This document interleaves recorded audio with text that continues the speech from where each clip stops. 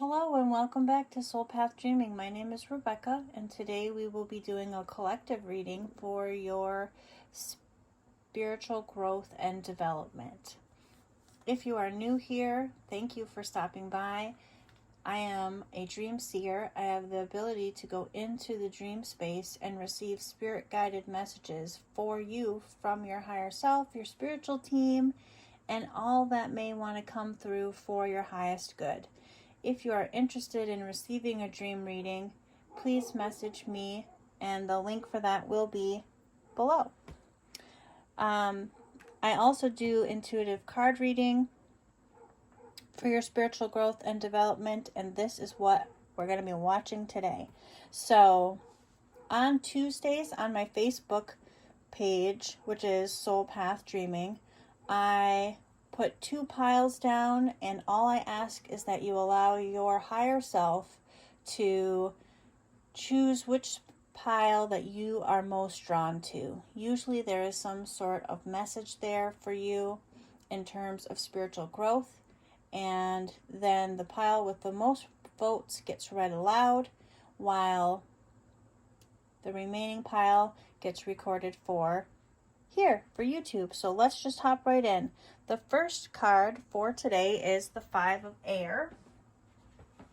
The 5 of Air talks about having to make a choice in how...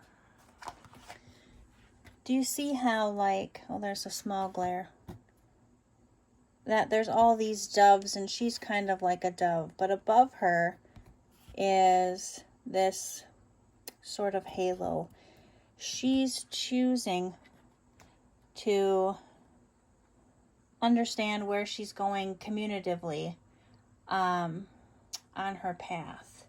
This particular card is from the Good Tarot, which I do read all of my tarot cards and oracle cards from the book because some people just need to get that information. So here you can see, like, she's sort of suspended in animation. She has to make a choice. The card before this was talking about a meditative state. Here she has to voice her choice. And what's really interesting is that she is sort of this peaceful dove, and when we feel at peace but we have to make a hard choice, that causes a lot of tension within inside of us. So where in your life do you feel that you have to make a uncomfortable chat or an uncomfortable talk? Where in your life is that happening for you? It can be in a relationship. It can even be with yourself. More often than not, our uncomfortable conversations are with ourselves. So the the book meaning for this card says tension and conflict. Conflict is in a good way to see my motives and intentions. I can use this experience to grow into a more authentic version of myself. It is not important to win. It's important to have integrity.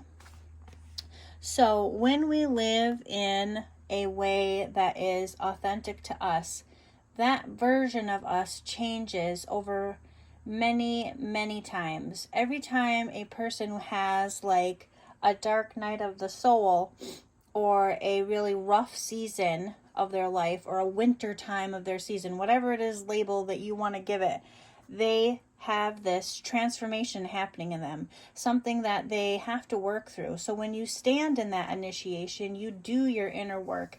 You are allowing yourself to transform. You feel the tension, you feel the discomfort, and you say, this isn't working for me anymore.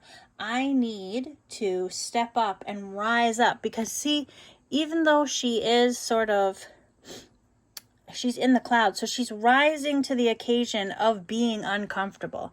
And this is not a popular thing that we like to talk about. It's not something that everybody's like, yes, please let me do my inner work because I want to feel this conflict within inside of me. It's a choice that you choose to stand in your own volition. So the next card is from I will get it. From the Fauna Inspirations by Rebecca LeBerve. She's a very good artist. I just love her tarot cards, or her oracle cards. And the card is scarab. So scarabs are animals that talk about self-creation or having to transform. So I'll read it for you. We move from one moment to another, one experience to another, one realm to another. Transitions or changes occur as frequently as our heart beats. Through the rising and setting of the sun, the Egyptians recognized the facet in life and death adapting of the scarab as representation of manifestation, growth, and renewal. Excuse me, I'm having an allergy attack. Coupled with transcendental abilities, these elements make this fantastic being a perfect totem for self-creation, harnessing your potential. You have the ability. Make your life happen. So I'm sorry, this is not from that deck. It's from the Fantastic Being deck. So if you need a pick-me-up, this is the deck. Sorry, it's the Fantastic Being. When we are working through manifesting anything in our life, we have to have uncomfortable conversations with ourselves first. We can't go to a job or a person or, family member and say, you're doing this to me. This makes me feel this way. I need to be a better person. You can't even remotely do that until you recognize what it is within yourself, where your wounding is, where your trauma is. And then once you recognize it, you realize that those other people that you think that you want to put some sort of attachment onto or blame really is not the issue at all. It's really, this is how you've learned to grow into yourself. And maybe it's because we've had so many limited beliefs, or we have had so many lives where we've either had a wounding and then we just choose not to ignore it or recognize it or stand up for ourselves, so we stay stuck. But these cards are not saying that. These cards are saying, today I choose myself. Today I choose to have an uncomfortable conversation. I choose to transform so that I can manifest more for my life. The more you choose to stand in your own authority, the more manifestational power you have. Because you are showing the universe, I love myself this much, and I am not letting anybody or anything stop me from having what the world wants to give to me. Okay, so hopefully you can see that somewhere in your own life. Where in your own life do you feel that you are caught in this void point where you need to have uncomfortable conversations? The next cards are the Flow card. I think I can zoom in. Here, we're just going to do this. The Flow card and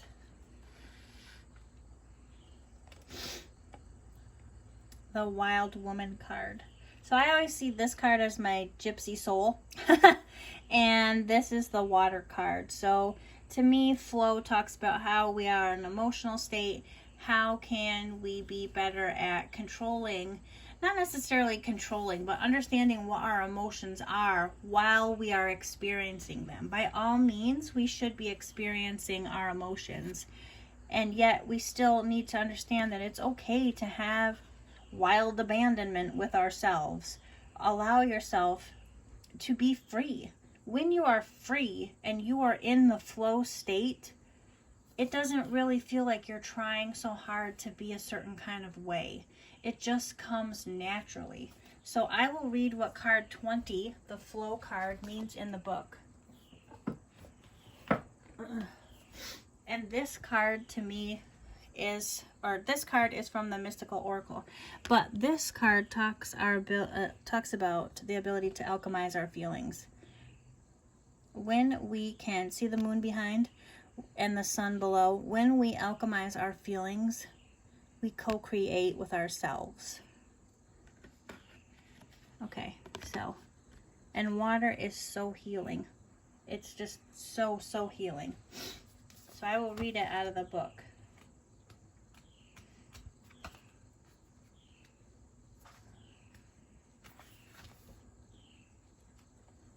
If I can find it in the book. So it says, the invitation for this card is, when flow comes to visit, it is a sign that your intentions have been in motion. Now is the time to allow nature to run its course. You are being called effortlessly movements on you are being called to effortless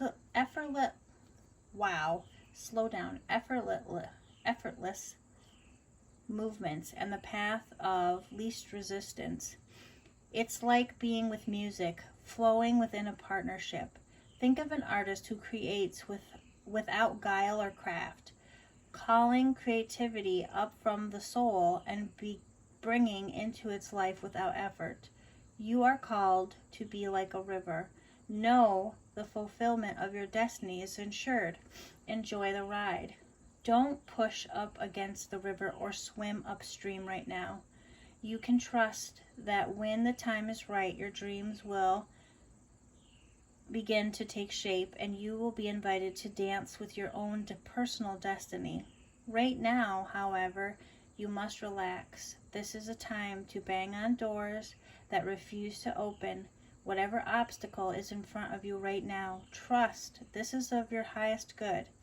So whatever this is, this tension, this uncomfortable conversation that you need to have with the person, place, or thing, or even yourself, that it's going to be transforming you for your highest good, for everything that is uncomfortable for us, that we choose to stand in and we recognize and we take accountability for, that is always for your highest good.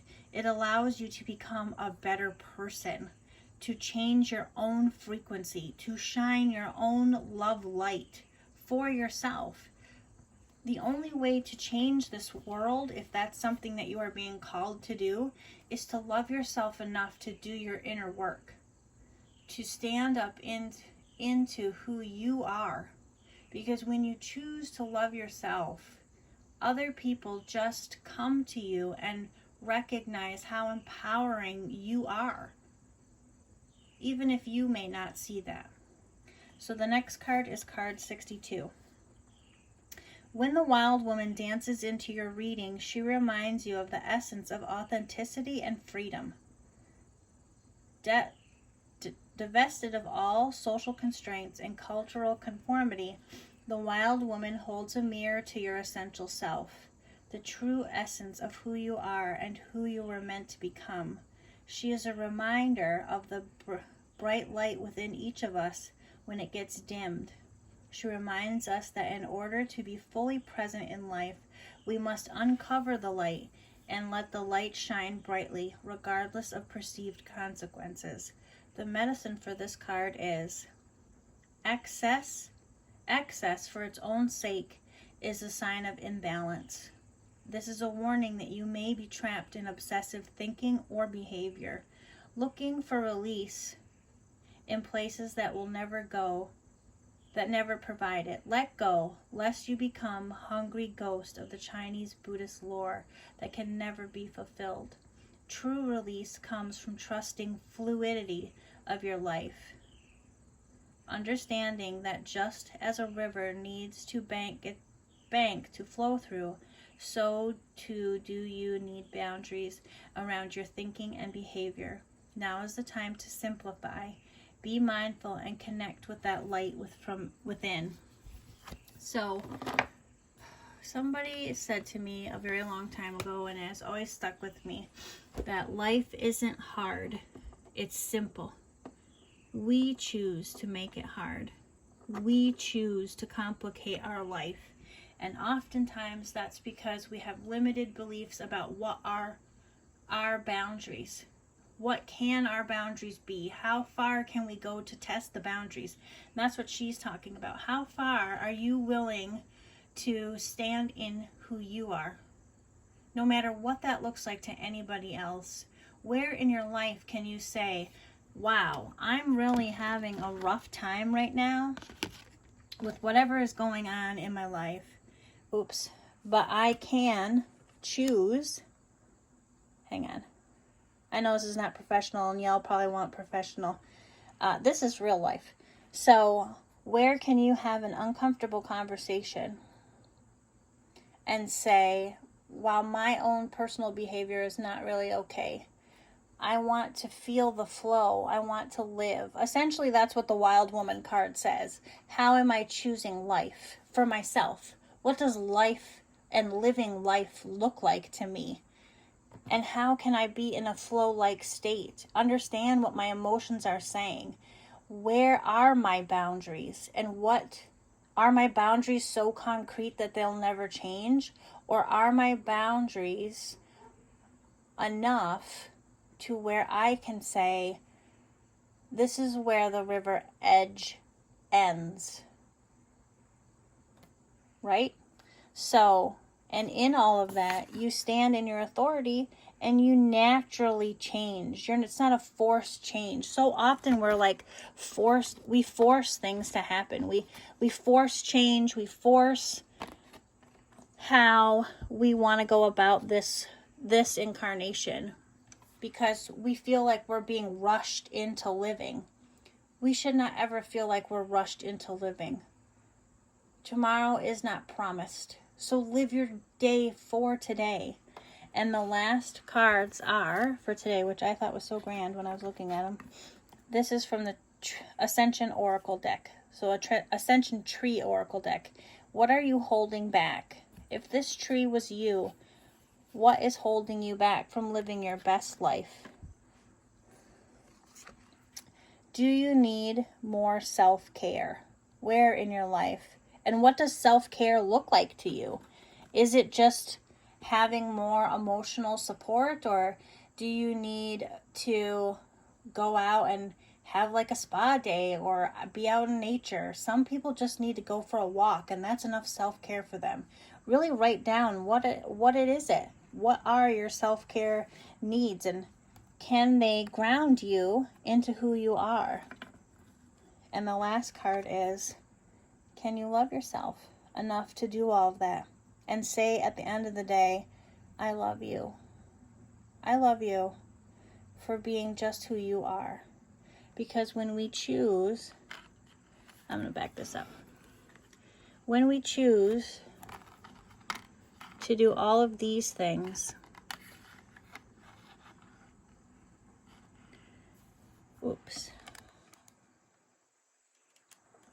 when we choose to say to ourselves, wow, where am I holding myself back? Where do I have tension? See, they're the same.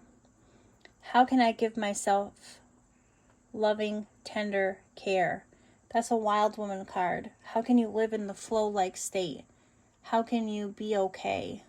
And grounded is also flow. I know that it doesn't really make sense, but grounding is when you live into your being, into your heart chakra. That is how we flow. When you ground into love, you ground into unlimited possibilities because you know who you are at your core, and the whole world looks a lot different.